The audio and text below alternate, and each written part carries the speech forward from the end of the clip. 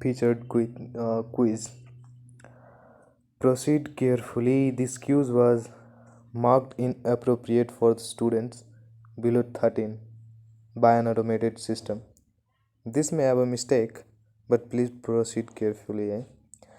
यदि तपाईँको उमेर चाहिँ 13 भन्दा लो छ भने कृपया भिडियो नहेर्नु होला. म पनि सजेस्ट गर्छु हैन. So let me take a screenshot and let's move on.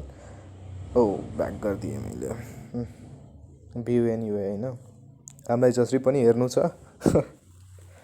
Okay. Let's practice this questions. Play quiz. इंतजार कब तक हम करेंगे भला. हामीसँग 1 मिनट हुन्छ हैन यो सेलको यो क्वेशनको एन्सर दिन. So I don't want to waste time. The cell मेम्ब्रेनले के गर्छ? Regulate what material enters in leave हैन. कन्टेन क्लोरोफिल ग्रीन पिगमेन्ट हैन. Control reproduction is made up of cell nucleus. So the first answer is correct. Regulate what material enters and leave out of the cell है. सेलमा के enter गर्छ र के बाहिर जान्छ त्यो चाहिँ कन्ट्रोल गर्ने काम चाहिँ सेल मेम्ब्रेनको हुन्छ. So let's move on to the next question. The organelle vacuoles has a job to do. Organelle भ्याकुलको चाहिँ के काम हुन्छ? Storage tank for the cell, transport information, make protein for the cell, control reproduction. Oh sorry यो त mistakenly click भयो है. Storage tank for the cell is the correct answer. अब चाहिँ नेक्स्ट क्वेसनमा. This organelle is rod shaped. This organelle is rod shaped and is the power house है. Rod सेपको हुन्छ र पावर हाउस हुन्छ. So power house of the cell is mitochondria है. यो कुरा चाहिँ जसरी पनि याद राख्नुहोस् क्या. The power house of the cell is mitochondria. The power house of the cell is called the microchondria है. माइक्रो होइन mitochondria is the power house of the cell. And let's move on to the next question. के यो र एकछिनमै position देखाउँछ. This organelle make protein for cells and are made in nucleus. क्या make protein for the cell and are made in the nucleus. न्युक्लियसमा बन्छ र protein बनाउने काम गर्छ. So is that ribosome? मलाई राइबोसोम लाग्छ. So let's watch. Oh that is ribosome है. Organelle that produce protein and is made inside the cell है. सेलमा बन्छ त्यो. अब चाहिँ क्वेसन अर्कोमा जाऊँ. This अर्गेनल look like flattened stack.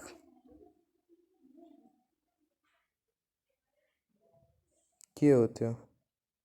Look like a flattened stack.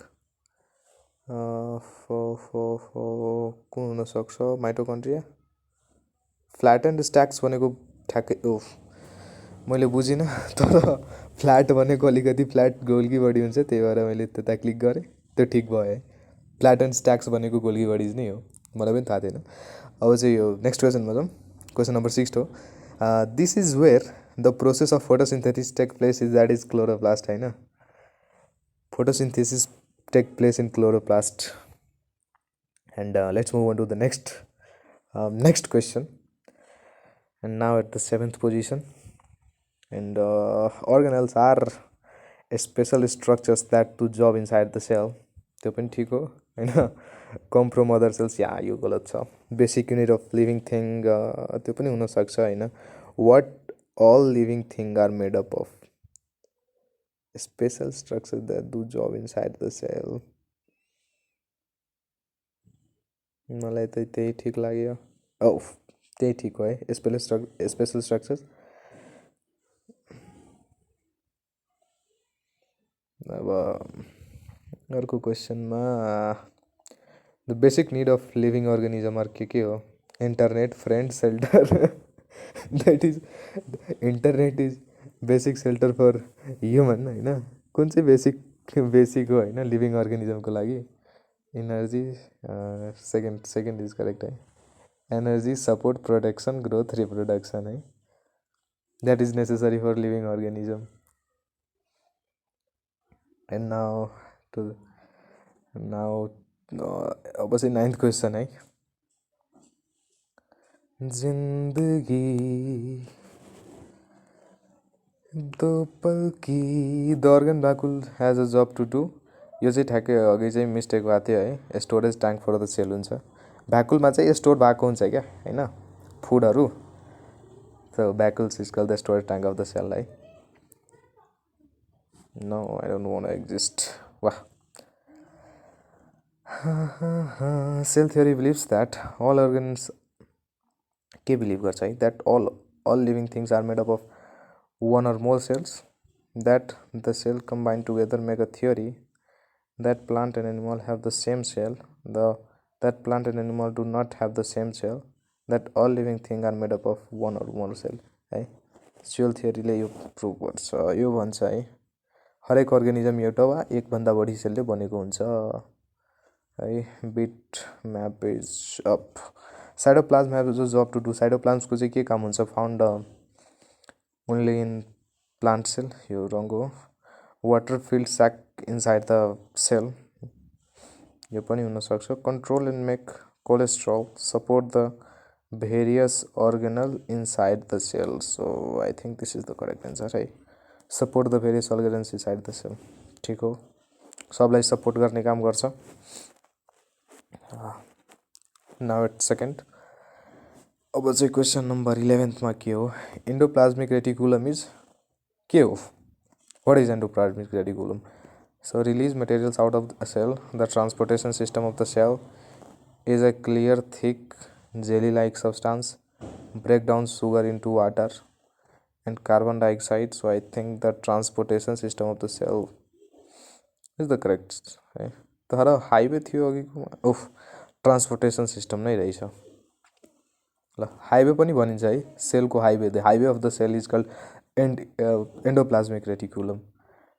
These are found only in plants, not in animal. के हो होइन,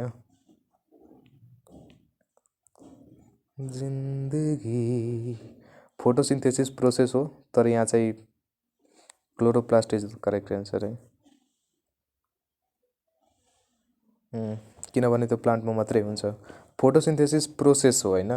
सो फोटोसिन्थेसिस पनि प्लान्टमै हुन्छ, तर यहाँ चाहिँ सब्सटेन्स जस्तै भनेको थियो, so that is only in plant है। यस्तै कन्फ्युज हुने खालको क्वेसनहरू सोध्छन् होइन इन्ट्रान्सहरूमा। The control centre of the cell is called, कुन चाहिँ control centre? That is nucleus है। Nucleus is called the control centre of the cell. Mitochondria is called the power house of the cell. जसरी पनि याद राख्नुहोस् है, Subhash Adhikari is at the top. And now the 14th question is, this organelle is rigid and made up of cellulose, it protects and support the cell. Made up of सेल्युलोसले बनेको हुन्छ र सेललाई सपोर्ट गर्छ, so that is cell of membrane नै हुन्छ, wall छ है, त्यो पनि ठिक हो होइन, तर प्लान्ट सेलमा मात्रै, एनिमल सेलमा हुँदैन। वाटर सेल्स के हो cell? They keep the animal plump, the control centre, they regulate what material enter and leave out of the cell, basic unit of all living things. So cells are the basic unit of all living things, and this was the 15th question.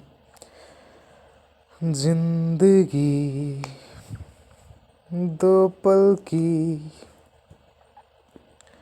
इंतजार कब तक, यो चाहिँ मैले mistake गरेको थिएँ होइन है, which is rigid and made up of cellulose. अब चाहिँ मिस्टेक हुँदैन है, cell wall is made up of cellulose, याद राख्नुहोस्। Could you help me study? No. ल सो यति थियो होइन। तपाईँ सबजनालाई धन्यवाद हेरिदिनु भएकोमा।